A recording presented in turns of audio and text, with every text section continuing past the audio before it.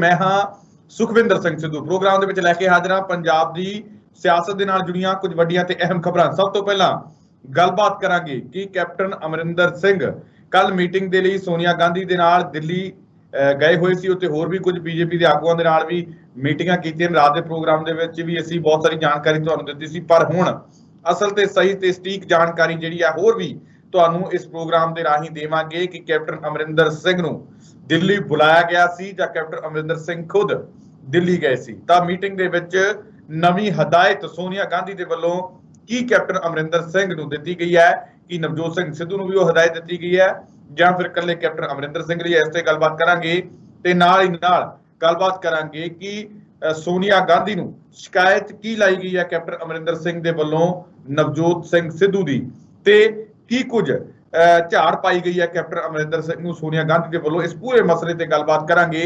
ਗੱਲਬਾਤ ਕਰਨ ਦੇ ਲਈ ਮੇਰੇ ਨਾਲ ਰਾਜਨੀਤਿਕ ਮਾਹਰ ਦੇ ਤੌਰ ਤੇ ਡਾਕਟਰ ਭੀਮਿੰਦਰ ਸਿੰਘ ਜੀ ਜੁੜੇ ਹੋਏ ਨੇ। ਸਭ ਤੋਂ ਪਹਿਲਾਂ ਸਵਾਗਤ ਕਰਦੇ ਹਾਂ ਡਾਕਟਰ ਸਾਹਿਬ, ਸਵਾਗਤ ਹੈ ਪ੍ਰੋਗਰਾਮ ਵਿੱਚ। ਬਹੁਤ ਬਹੁਤ ਸ਼ੁਕਰੀਆ, ਮਿਹਰਬਾਨੀ, ਧੰਨਵਾਦ ਸੁਖਵਿੰਦਰ ਜੀ। ਡਾਕਟਰ ਸਾਹਿਬ ਕਿਵੇਂ ਦੇਖਦੇ ਹੋ ਇਸ ਮੀਟਿੰਗ ਨੂੰ? ਸਭ ਤੋਂ ਪਹਿਲਾਂ ਤਾਂ ਇਹ ਦੱਸੀਏ ਆਪਣੇ ਦਰਸ਼ਕਾਂ ਨੂੰ ਕਿ ਕੀ ਲੱਗਦਾ ਹੈ ਕਿ ਜਿਸ ਤਰੀਕੇ ਦੀ ਮੀਟਿੰਗ ਹੋਈ ਹੈ, ਤੁਹਾਨੂੰ ਅੰਦਾਜ਼ਾ ਕਿਸ ਤਰੀਕੇ ਨਾਲ ਲੱਗ ਰਿਹਾ ਹੈ ਕਿ ਕੈਪਟਨ ਅਮਰਿੰਦਰ ਸਿੰਘ ਨੂੰ ਦਿੱਲੀ ਬੁਲਾਇਆ ਗਿਆ ਹੋਊਗਾ ਜਾਂ ਫਿਰ ਕੈਪਟਨ ਅਮਰਿੰਦਰ ਸਿੰਘ ਦਿੱਲੀ ਖੁਦ ਗਏ?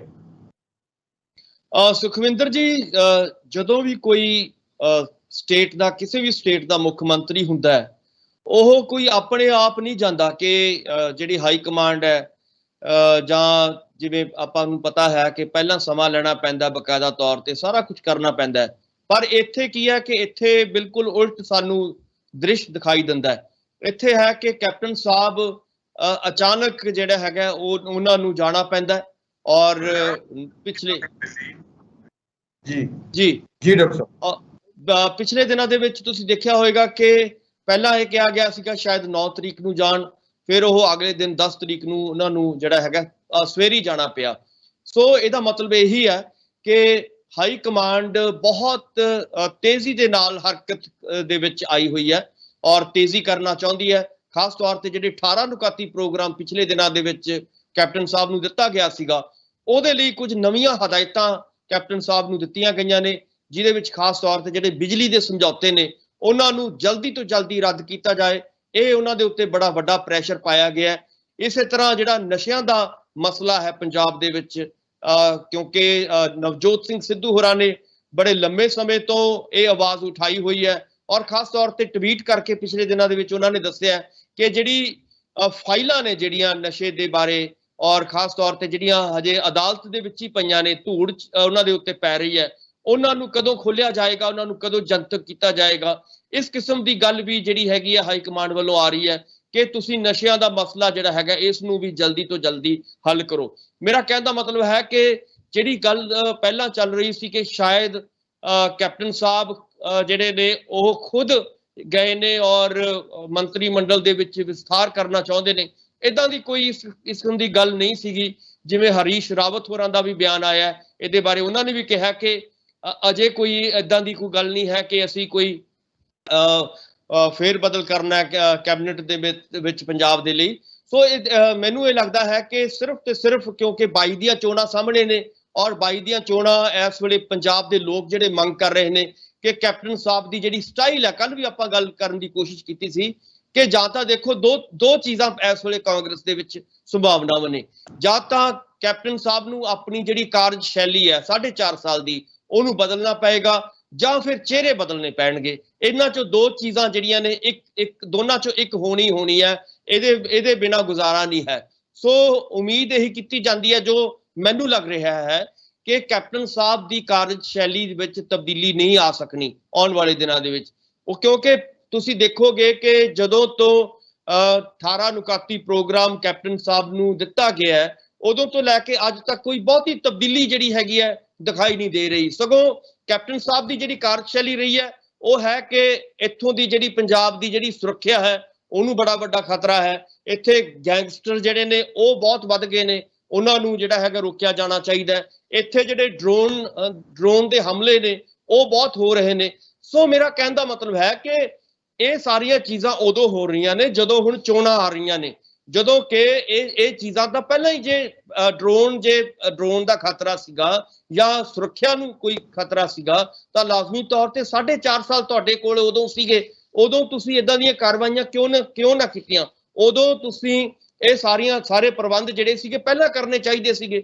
ਅੱਜ ਜਦੋਂ ਚੋਣਾਂ ਆ ਰਹੀਆਂ ਨੇ, ਚੋਣਾਂ ਸਿਰ ਤੇ ਨੇ, ਉਦੋਂ ਤੁਸੀਂ ਯਾਨੀ ਕਿ ਕਹਿਣ ਦਾ ਭਾਵ ਹੈ ਕਿ ਲੋਕਾਂ ਦਾ ਧਿਆਨ ਭਟਕਾਉਣ ਦੇ ਲਈ ਤੁਸੀਂ ਇਦਾਂ ਲੋਕਾਂ ਨੂੰ ਗੁੰਮਰਾਹ ਕਰ ਰਹੇ ਹੋ। ਇਦਾਂ ਮਤਲਬ ਇੱਕ ਕਿਸਮ ਦਾ ਦਹਿਸ਼ਤ ਦਾ ਮਾਹੌਲ ਬਣਾ ਕੇ ਪਹਿਲਾਂ ਇਹਨਾਂ ਨੇ ਕੀ ਕੀਤਾ ਕੈਪਟਨ ਸਾਹਿਬ ਨੇ ਕਿ ਕੋਰੋਨਾ ਦੀ ਦਹਿਸ਼ਤ ਪਾਈ ਗਈ ਕਿ ਲੋਕਾਂ ਨੂੰ, ਆਪਾਂ ਨੂੰ ਵੀ ਪਤਾ ਹੈ ਕਿ ਕਿਸ ਕਿਸਮ ਦੇ ਨਾਲ ਲੋਕਾਂ ਦੇ ਉੱਤੇ ਡੰਡੇ ਵਰਾਏ ਗਏ ਸੀਗੇ, ਔਰ ਉਸ ਤੋਂ ਬਾਅਦ ਲਗਾਤਾਰ ਦਹਿਸ਼ਤ ਦਾ ਮਾਹੌਲ ਬਣਾ ਕੇ ਕੋਸ਼ਿਸ਼ ਕਰ ਰਹੇ ਨੇ ਕੈਪਟਨ ਸਾਹਿਬ ਕਿ ਕੋਈ ਕੰਮ ਨਾ ਕੁਝ ਕਰਨਾ ਪਵੇ, ਕੁਝ ਵਾਅਦੇ ਨਾ ਉਹਨਾਂ ਨੂੰ ਪੂਰੇ ਕਰਨੇ ਪੈ ਜਾਣ, ਚਾਹੇ ਉਹ ਵਾਅਦਾ ਜਿਹੜਾ ਹੈਗਾ, ਚਾਹੇ ਨਸ਼ਿਆਂ ਦਾ ਵਾਅਦਾ ਹੋਵੇ, ਘਰ ਰੋਜ਼ਗਾਰ ਦਾ ਵਾਅਦਾ ਹੋਵੇ।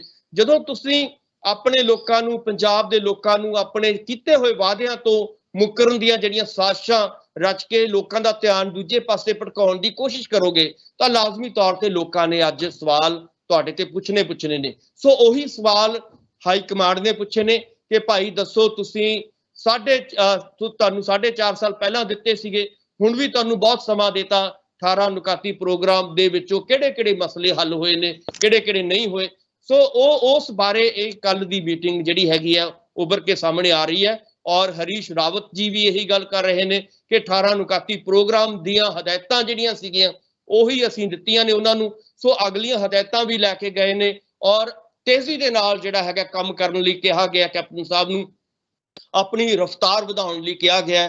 ਔਰ ਵੱਡੀ ਗੱਲ ਹੈ ਕਿ ਆਪਣੀ ਜਿਹੜੀ ਕਾਰਜਸ਼ੈਲੀ ਉਹਨਾਂ ਦੇ ਉੱਤੇ ਸਵਾਲੀਆ ਚਿੰਨ੍ਹ ਵੀ ਜਿਹੜੇ ਨੇ ਕੱਲ ਜਿਹੜੀ ਹੈਗੀ ਹੈ ਰਾਵਤ ਹੋਰਾਂ ਨੇ, ਸੋਨੀਆ ਜੀ ਨੇ ਜਾਂ ਹਾਈ ਕਮਾਂਡ ਨੇ ਇਹਨਾਂ ਦੇ ਉੱਤੇ ਲਗਾਏ ਗਏ ਨੇ। ਸੋ ਇੱਕ ਬਹੁਤ ਵੱਡੀ ਗੱਲ ਹੈ ਔਰ ਇਹਦਾ ਇੱਥੋਂ ਹੀ ਪਤਾ ਲੱਗਦਾ ਹੈ ਕਿ ਕੈਪਟਨ ਸਾਹਿਬ ਦੀ ਜਿਹੜੀ ਸਥਿਤੀ ਹੈ ਇਸ ਵੇਲੇ ਪੰਜਾਬ ਦੇ ਵਿੱਚ ਉਹ ਕਾਫੀ ਡਾਵਾਂਡੋਲ ਨਜ਼ਰ ਆ ਰਹੀ ਹੈ। ਔਰ ਤੁਸੀਂ ਦੇਖਿਆ ਹੋਵੇਗਾ ਕਿ ਕੱਲ ਜਿਹੜੇ ਖਾਸ ਤੌਰ ਤੇ ਜਿਹੜੇ ਮਾਝੇ ਦੇ ਮਿਨਿਸਟਰ ਸਾਹਿਬਾਨ ਨੇ ਉਹਨਾਂ ਨੇ ਵੀ ਸੋਨੀਆ ਜੀ ਨੂੰ ਇੱਕ ਚਿੱਠੀ ਲਿਖੀ ਹੈ ਔਰ ਉਹਦੇ ਵਿੱਚ ਕੈਪਟਨ ਸਾਹਿਬ ਦੀ ਜਿਹੜੀ ਕਾਰਜਸ਼ੈਲੀ ਹੈ ਢਿੱਲਮ ਢਿੱਲੀ, ਉਹਦੇ ਉੱਤੇ ਵੀ ਜਿਹੜੇ ਨੇ ਵੱਡੇ ਸਵਾਲ ਉਠਾਏ ਨੇ ਉਹਨਾਂ ਨੇ।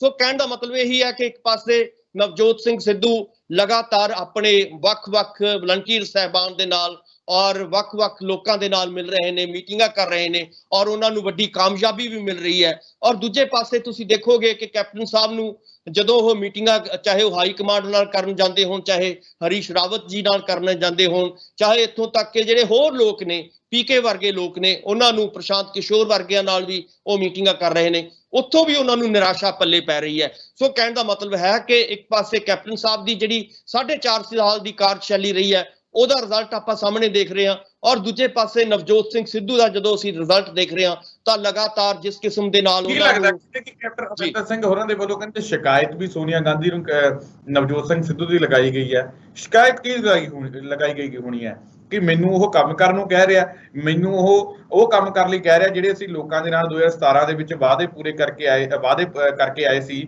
ਉਹ ਪੂਰੇ ਕਰਨ ਨੂੰ ਕਹਿ ਰਿਹਾ। ਕਿ ਸ਼ਿਕਾਇਤ ਇਹ ਲਗਾਈ ਹੋਣੀ ਹੈ ਕਿ ਜਿਹੜੇ ਤੁਹਾਡੇ ਵੱਲੋਂ 18 ਨੁਕਤੀ ਏਜੰਡੇ ਜਿਹੜੇ ਦਿੱਤੇ ਗਏ ਆ ਉਹਨਾਂ ਨੂੰ ਪੂਰੇ ਕਰਨ ਵਾਸਤੇ ਕਹਿ ਰਿਹਾ, ਇਹ ਸ਼ਿਕਾਇਤ ਲਗਾਈ ਗਈ ਹੋਣੀ ਹੈ। ਬਿਲਕੁਲ ਤੁਸੀਂ ਦੇਖੋ, ਜਾਂ ਤਾਂ ਕੋਈ ਦੇਖੋ ਨਵਜੋਤ ਸਿੰਘ ਸਿੱਧੂ ਦੀ ਸ਼ਿਕਾਇਤ ਤਾਂ ਬਣਦੀ ਹੈ ਜੇ ਕੋਈ ਉਹਨਾਂ ਦੇ ਉੱਤੇ ਨਿੱਜੀ ਜਿਹੜੀ ਹੈਗੀ ਚਿੱਕੜ ਉਛਾਲੀ ਕਰਦੇ ਹੋਣ, ਜੇ ਤਾਂ ਉਹਨਾਂ ਨੇ ਕੋਈ ਨਿੱਜੀ ਆਪਣੇ ਮਸਲੇ ਜਿਹੜੇ ਨੇ ਉਹ ਉਹਨਾਂ ਦੇ ਸਾਹਮਣੇ ਰੱਖੇ ਹੋਣ ਜਾਂ ਕੋਈ ਉਹਨਾਂ ਦੇ ਉੱਤੇ ਨਿੱਜੀ ਅਟੈਕ ਕੀਤੇ ਹੋਣ, ਫਿਰ ਤਾਂ ਆਪਾਂ ਕਹਿ ਸਕਦੇ ਹਾਂ ਕਿ ਨਵਜੋਤ ਸਿੰਘ ਸਿੱਧੂ ਹੋਰਾਂ ਨੇ ਬਹੁਤ ਗਲਤ ਕੰਮ ਕਰ ਰਹੇ ਨੇ, ਉਹਨਾਂ ਨੇ ਗਲਤ ਜਿਹੜੀ ਹੈਗੀ ਹੈ ਇਹ ਕਾਰਵਾਈ ਟਵੀਟ ਕੀਤੇ ਨੇ। ਉਹ ਨਵਜੋਤ ਸਿੰਘ ਸਿੱਧੂ ਟਵੀਟ ਕੀ ਕਰ ਰਹੇ ਨੇ? ਟਵੀਟ ਤਾਂ ਇਹੀ ਕਰ ਰਹੇ ਨੇ ਕਿ ਲਗਾਤਾਰ ਜਿਹੜੇ ਤੁਸੀਂ ਵਾਅਦੇ ਕਰਦੇ ਆਏ ਸੀਗੇ, ਚਾਹੇ ਉਹ ਵੱਖ-ਵੱਖ, ਚਾਹੇ ਬਰਗਾੜੀ ਕਾਂਡ ਦਾ ਮਸਲਾ ਹੋਵੇ, ਸ਼੍ਰੀ ਗੁਰੂ ਗ੍ਰੰਥ ਸਾਹਿਬ ਦੇ ਪੱਤਰਿਆਂ ਪਾੜ ਕੇ ਜਿਹੜੇ ਪਾੜੇ ਗਏ ਉਹਨਾਂ ਦਾ ਦੁੱਧ ਪਾਣੀ ਦਾ ਪਾਣੀ ਕਰਨ ਦੀ ਜਿਹੜੀ ਹੈਗੀ ਹੈ ਉਹ ਗੱਲ ਕਰਾਉਣ ਦੀ ਕੋਸ਼ਿਸ਼ ਕਰ ਰਹੇ ਹੋਣ, ਜਾਂ ਇੱਥੋਂ ਤੱਕ ਕਿ ਜਿਹੜੇ ਨਸ਼ਾ ਤਸਕਰੀ ਦੇ ਵੱਡੇ ਜਿਹੜੇ ਮਗਰਮੱਛ ਨੇ ਉਹਨਾਂ ਨੂੰ ਸਲਾਖਾਂ ਪਿੱਛੇ ਦੇਣ ਦੀ ਗੱਲ ਕਰ ਰਹੇ ਹੋਣ। ਸੋ ਕਹਿਣ ਦਾ ਮਤਲਬ ਹੈ ਕਿ ਨਵਜੋਤ ਸਿੰਘ ਸਿੱਧੂ ਲੋਕਾਂ ਦੇ ਮਸਲੇ ਉਠਾ ਰਹੇ ਨੇ ਔਰ ਉਹੀ ਮਸਲੇ ਉਠਾ ਰਹੇ ਨੇ ਜਿਹੜੇ 4.5 ਸਾਲ ਪਹਿਲਾਂ ਕੈਪਟਨ ਸਾਹਿਬ ਨੇ ਵੱਡੇ ਵਾਅਦੇ ਲੋਕਾਂ ਨਾਲ ਕੀਤੇ ਸੀਗੇ। ਔਰ ਸ਼੍ਰੀ ਗੁਟਕਾ ਸਾਹਿਬ ਹੱਥ ਵਿੱਚ ਫੜ ਕੇ ਆਪਾਂ ਨੂੰ ਵੀ ਪਤਾ ਹੈ ਕਿ ਕਿੰਨੇ ਵੱਡੇ ਵਾਅਦੇ ਉਹਨਾਂ ਨੇ ਨਸ਼ਿਆਂ ਨੂੰ ਲੈ ਕੇ ਕੀਤੇ ਸੀਗੇ, ਉਸੇ ਨੂੰ ਉਹ ਯਾਦ ਕਰਾ ਰਹੇ ਨੇ। ਔਰ ਇਸ ਕਰਕੇ ਕੋਈ ਕੈਪਟਨ ਸਾਹਿਬ ਦੀ ਇਦਾਂ ਦੀ ਸ਼ਿਕਾਇਤ ਲਾਉਣੀ ਬਣਦੀ ਨਹੀਂ ਹੈ ਕਿ ਉਹ ਇਦਾਂ ਦੀ ਸ਼ਿਕਾਇਤ ਲਾਉਣ, ਔਰ ਨਾ ਹੀ ਮੈਨੂੰ ਲੱਗਦਾ ਹੈ ਕਿ ਬਹੁਤੀ ਤਵੱਜੋ ਹਾਈ ਕਮਾਂਡ ਵੱਲੋਂ ਦਿੱਤੀ ਗਈ ਹੋਏਗੀ ਕਿ ਕੈਪਟਨ ਸਾਹਿਬ ਕੀ ਕਹਿ ਰਹੇ ਨੇ ਨਵਜੋਤ ਸਿੰਘ ਸਿੱਧੂ ਬਾਰੇ।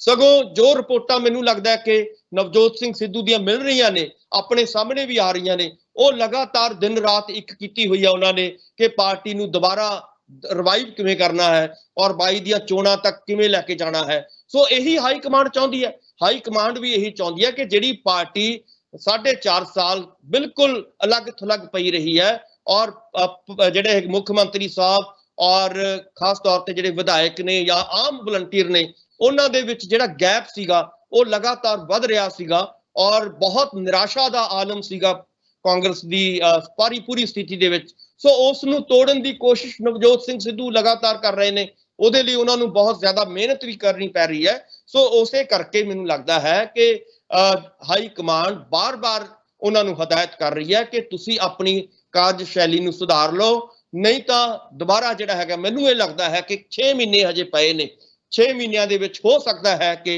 ਚਿਹਰਾ ਵੀ ਜਿਹੜਾ ਹੈਗਾ ਹਾਈ ਕਮਾਂਡ ਨੂੰ ਜੇ ਲੱਗੇਗਾ ਆਉਣ ਵਾਲੇ ਦਿਨਾਂ ਦੇ ਵਿੱਚ ਕਿ ਕੈਪਟਨ ਸਾਹਿਬ ਜਿਹੜੇ ਨੇ ਉਹ ਕਾਰਜਸ਼ੈਲੀ ਦੇ ਵਿੱਚ ਤਬਦੀਲੀ ਨਹੀਂ ਕਰ ਰਹੇ, ਤਾਂ ਇਹਦੇ ਨਾਲ ਦਿੱਕਤ ਆ ਸਕਦੀ ਹੈ। ਆਪਾਂ ਇਹਨੂੰ ਬਹੁਤ ਮੈਂ ਅੰਡਰਲਾਈਨ ਕਰਕੇ ਗੱਲ ਇਹ ਕਹਿ ਰਿਹਾ ਕਿ ਜੇਕਰ ਕੈਪਟਨ ਸਾਹਿਬ ਨੇ ਆਪਣੀ ਕਾਰਜਸ਼ੈਲੀ ਨੂੰ ਨਹੀਂ ਸੁਧਾਰਿਆ, ਇਸੇ ਤਰ੍ਹਾਂ ਦੀ ਰਹੀ, ਸੇਮ ਜਿਹੜੀ ਚੱਲ ਰਹੀ ਹੈ, ਜਿਸ ਪਿੱਚ ਦੇ ਉੱਤੇ ਉਹ ਖੇਡ ਰਹੇ ਨੇ, ਜੇ ਉਹਨੂੰ ਨਹੀਂ ਬਦਲਣਗੇ ਤਾਂ ਇਸ ਜਿਹੜਾ ਚਿਹਰੇ ਨੇ ਇਹਨਾਂ ਨੂੰ ਬਦਲਿਆ ਜਾ ਸਕਦਾ ਹੈ, ਨਵੇਂ ਚਿਹਰੇ ਲਿਆਂਦੇ ਜਾ ਸਕਦੇ ਨੇ, ਕਿਉਂਕਿ ਕਾਂਗਰਸ ਦੀ ਹਾਈ ਕਮਾਂਡ ਕਿਸੇ ਵੀ ਹਾਲਤ ਦੇ ਵਿੱਚ 22 ਦੀਆਂ ਚੋਣਾਂ ਦੇ ਵਿੱਚ ਕੋਈ ਵੱਡਾ ਰਿਸਕ ਨਹੀਂ ਲਏਗੀ। ਜਦੋਂ ਵੀ ਉਹਨਾਂ ਨੂੰ ਕੋਈ ਲੱਗੇਗਾ ਕਿ ਕੋਈ ਚੇਂਜ ਕਰਨੀ ਬਣਦੀ ਹੈ ਤਾਂ ਚੇਂਜ ਕਰੇਗੀ। ਉਹ ਇਦਾਂ ਨਹੀਂ ਚੱਲੇਗਾ ਹੁਣ ਕਿ ਉਹੀ ਜਿਹੜੇ ਨੇ ਚਿਹਰੇ ਦੁਬਾਰਾ ਲੋਕਾਂ ਦੇ ਸਾਹਮਣੇ ਲਿਆਂਦੇ ਜਾਣ ਔਰ ਇਦਾਂ ਦੇ ਚਿਹਰਿਆਂ ਨੂੰ ਲੈ ਕੇ ਤੁਸੀਂ ਅੱਜ ਦੇ ਜਿਹੜਾ ਮੌਜੂਦਾ ਪੰਜਾਬ ਹੈ ਉਹਦੇ ਵਿੱਚ ਨਹੀਂ ਜਾ ਸਕਦੇ। ਉਹਦੇ ਵਿੱਚ ਕਿਸਾਨੀ ਦੇ ਬਹੁਤ ਵੱਡੇ ਜਿਹੜੇ ਆਪਾਂ ਨੂੰ ਪਤਾ ਹੈ ਕਿ ਵਿਰੋਧ ਹੋਣਾ ਹੈ, ਆਮ ਲੋਕਾਂ ਦਾ ਬਹੁਤ ਵੱਡਾ ਵਿਰੋਧ ਹੋਣਾ ਹੈ, ਬੇਰੁਜ਼ਗਾਰਾਂ ਦਾ ਬਹੁਤ ਵੱਡਾ ਵਿਰੋਧ ਹੋਣਾ ਹੈ, ਇਸੇ ਤਰ੍ਹਾਂ ਹੋਰ ਜਿਹੜੇ ਲੋਕ ਨੇ ਜਿਹੜੇ ਅੱਕੇ ਪਏ ਨੇ 4.5 ਸਾਲਾਂ ਤੋਂ, ਉਹਨਾਂ ਦਾ ਵੀ ਵਿਰੋਧ ਤੁਹਾਨੂੰ ਆਉਣ ਵਾਲੇ ਦਿਨਾਂ ਦੇ ਵਿੱਚ ਸਾਹਮਣਾ ਕਰਨਾ ਪੈ ਸਕਦਾ ਹੈ।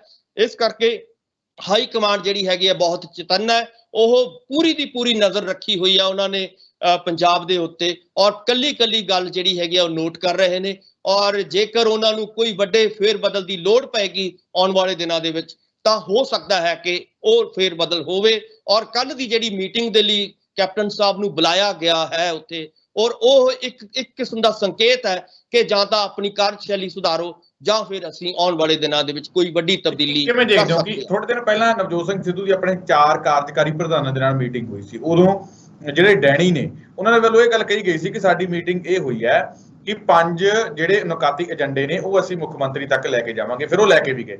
ਉਹ ਕਹਿੰਦੇ ਕਿ ਅਸੀਂ ਰੋਜ਼ ਦੀ ਤਰ੍ਹਾਂ ਜਿਹੜੀ ਫੀਡਬੈਕ ਹੈ ਹਾਈ ਕਮਾਂਡ ਨੂੰ ਦੇਵਾਂਗੇ ਤੇ ਹਾਈ ਕਮਾਂਡ ਨੂੰ ਰੋਜ਼ ਫੀਡਬੈਕ ਦੇਵਾਂਗੇ ਤੇ ਤਾਂ ਜੋ ਉਹਨਾਂ ਦੇ ਧਿਆਨ ਦੇ ਵਿੱਚ ਹੋਵੇ ਕਿ ਪੰਜਾਬ ਦੇ ਅੰਦਰ ਹੋ ਕੀ ਰਿਹਾ।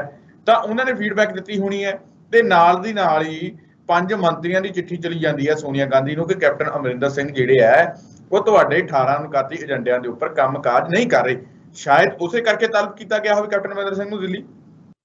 ਦੇਖੋ, ਮੈਂ ਨਹੀਂ ਕਹਿੰਦਾ ਕਿ ਉਹਨਾਂ ਮਿਨਿਸਟਰਾਂ ਦੀ ਜਿਹੜੀ ਹੈਗੀ ਆ ਕੋਈ ਸੁਣਵਾਈ ਹੋਵੇ ਜਾਂ ਉਹਨਾਂ ਦੀ ਹੋ ਸਕਦਾ ਕਿ ਅਗਲੇ ਦਿਨਾਂ ਦੇ ਵਿੱਚ ਹੋ ਜਾਏ, ਪਰ ਇਹ ਦੇਖਣ ਵਾਲੀ ਗੱਲ ਹੈ ਕਿ ਇਸ ਵੇਲੇ ਹਾਈ ਕਮਾਂਡ ਇੱਕ ਦਿਨ ਦੇ ਉੱਤੇ ਨਜ਼ਰ ਰੱਖ ਰਹੀ ਹੈ ਕਿ ਹਰ ਦਿਨ ਕੀ ਹੋ ਰਿਹਾ ਕੀ ਨਹੀਂ ਹੋ ਰਿਹਾ, ਇਹਦੇ ਬਾਰੇ ਲਗਾਤਾਰ ਉਹ ਖਬਰ ਜਿਹੜੀ ਹੈਗੀ ਆ ਉਹਨਾਂ ਤੱਕ ਪਹੁੰਚ ਰਹੀ ਹੈ।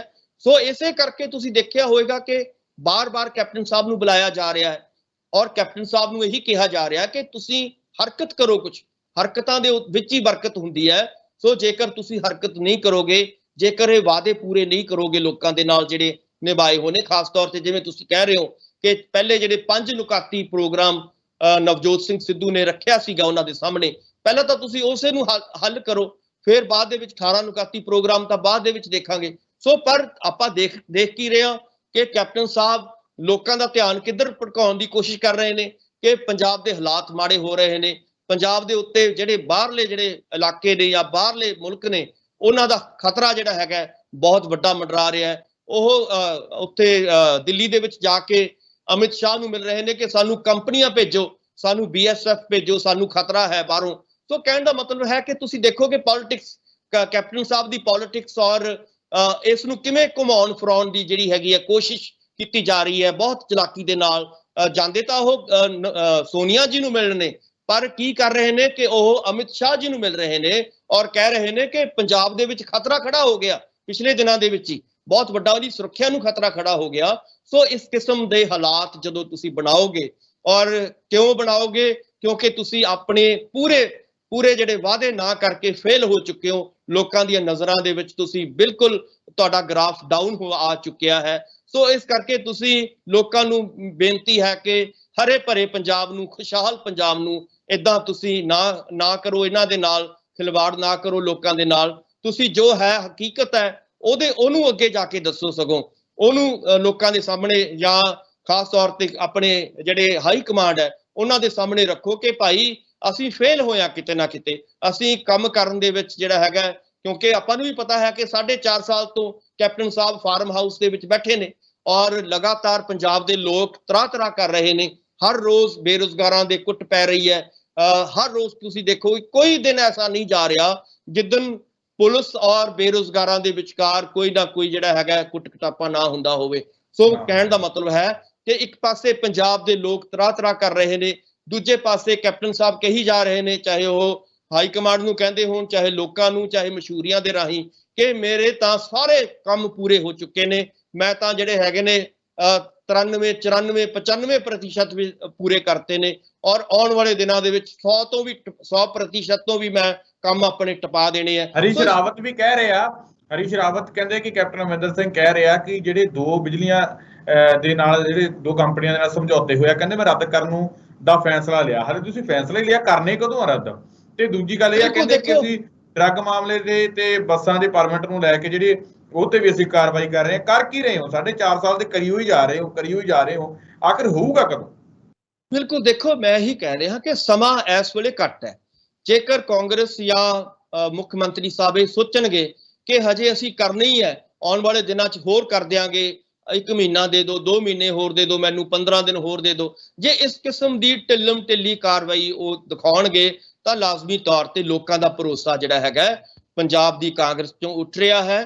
ਖਾਸ ਤੌਰ ਤੇ ਕੈਪਟਨ ਸਾਹਿਬ ਦੇ ਉੱਤੋਂ ਜਿਹੜਾ ਹੈਗਾ ਭਰੋਸਾ ਉੱਠਦਾ ਨਜ਼ਰ ਆ ਰਿਹਾ ਇਸ ਵੇਲੇ ਪੰਜਾਬ ਦੇ ਵਿੱਚ। ਸੋ ਕੈਪਟਨ ਸਾਹਿਬ ਨੂੰ ਫਿਰ ਮੈਂ ਕਹਾਂਗਾ ਕਿ ਇਦਾਂ ਦੇ ਜਿਹੜੇ ਜਾਂ ਤਾਂ ਉਹ ਲਾਰੇ ਨਾ ਲਾਉਂਦੇ, ਜਾਂ ਤਾਂ ਉਹ ਫਾਰਮ ਨਾ ਭਰਦੇ ਘਰ ਨੌਕਰੀ ਦੇ, ਜਾਂ ਉਹ ਹੱਥ ਵਿੱਚ ਗੁਟਕਾ ਸਾਹਿਬ ਨਾ ਫੜਦੇ, ਠੀਕ ਹੈ ਨਾ, ਜਾਂ ਉਹ ਹੋਰ ਵੱਡੇ ਜਿਹੜੇ ਕਿਸਾਨੀ ਦੇ ਸਾਰੇ ਕਰਜ਼ੇ ਮਾਫ ਕਰਨ ਦੀ ਗੱਲਾਂ ਨਾ ਕਰਦੇ। ਫਿਰ ਲੋਕਾਂ ਨੇ ਕਹਿਣਾ ਸੀਗਾ ਕਿ ਕਿਉਂਕਿ ਕੋਈ ਵਾਅਦਾ ਨਹੀਂ ਕੀਤਾ ਇਸ ਕਰਕੇ ਬਿਲਕੁਲ ਸਾਰਾ ਮਾਫ ਹੈ ਕੈਪਟਨ ਸਾਹਿਬ ਨੂੰ। ਪਰ ਹੁਣ ਜਦੋਂ ਉਹ ਸੱਤਾ ਵਿੱਚ ਆਈ ਇਸ ਕਰਕੇ ਨੇ ਕਿ ਉਹਨਾਂ ਨੇ ਵੱਡੇ ਵਾਅਦੇ ਕੀਤੇ ਨੇ, ਪ੍ਰਸ਼ਾਂਤ ਕਿਸ਼ੋਰ ਹੋਰਾਂ ਨੇ ਉਹਨਾਂ ਤੋਂ ਵਾਅਦੇ ਕਰਵਾਏ ਨੇ, ਇਸ ਪੂਰੀ ਦੁਨੀਆ ਜਾਣਦੀ ਹੈ ਇਸ ਵੇਲੇ।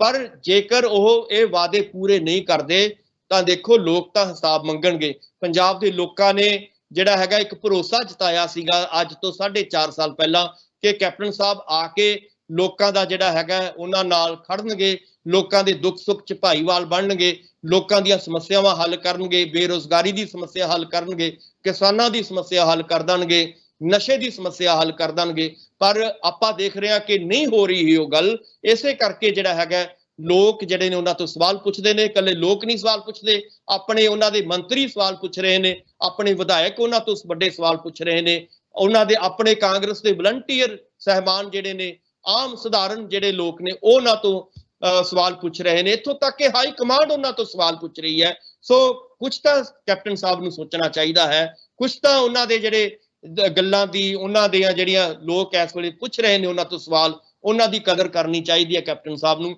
ਔਰ ਆਪਣੀ ਜਿਹੜੀ ਹਰਕਤ ਦੇ ਵਿੱਚ ਤੇਜ਼ੀ ਲਿਆਉਣੀ ਚਾਹੀਦੀ ਹੈ, ਔਰ ਦਿਖਣਾ ਚਾਹੀਦਾ ਹੈ ਜਿਹੜਾ ਵੀ ਉਹ ਕੰਮ ਕਰਨਾ ਚਾਹੁੰਦੇ ਨੇ, ਜਿਹੜੇ ਵੀ ਵਾਅਦੇ ਉਹਨਾਂ ਨੇ ਪੂਰੇ ਕੀਤੇ ਨੇ, ਜਿਹੜੇ ਵੀ ਉਹ ਐਡਸ ਦੇ ਰਹੇ ਨੇ ਕਿ ਅਸੀਂ ਆਹ ਵਾਅਦੇ ਪੂਰੇ ਕਰਤੇ, ਉਹ ਮੈਨੂੰ ਲੱਗਦਾ ਕਿ ਧਰਤੀ ਦੇ ਉੱਤੇ ਜਾਂ ਜ਼ਮੀਨੀ ਪੱਧਰ ਦੇ ਉੱਤੇ ਦਿਖਣਾ ਤਾਂ ਚਾਹੀਦਾ ਨਾ ਕਿ ਕੀ ਕੰਮ ਕਰ ਰਹੇ ਨੇ। ਸੋ ਜਿੰਨੀ ਦੇਰ ਉਹ ਨਹੀਂ ਦਿਖਦਾ, ਜਿੰਨੀ ਦੇਰ ਦੇ ਵਿੱਚ ਉਹ ਹਵਾ 'ਚ ਹੀ ਜਿਹੜੀਆਂ ਨੇ ਡਾਂਗਾਂ ਚੱਲ ਰਹੀਆਂ ਨੇ, ਹਵਾ 'ਚ ਹੀ ਸਾਰੇ ਕੰਮ ਹੋ ਰਹੇ ਨੇ, ਤਾਂ ਉਨੀ ਦੇਰ ਲੋਕਾਂ ਦਾ ਸਵਾਲ ਪੁੱਛਣਾ ਔਰ ਵਿਧਾਇਕਾਂ ਦਾ ਸਵਾਲ ਪੁੱਛਣਾ ਔਰ ਹਾਈ ਕਮਾਂਡ ਦਾ ਉਹਨਾਂ ਨੂੰ ਬੁਲਾ ਕੇ ਦਿੱਲੀ ਸਵਾਲ ਪੁੱਛਣਾ ਬਿਲਕੁਲ ਜਾਇਜ਼ ਹੈ।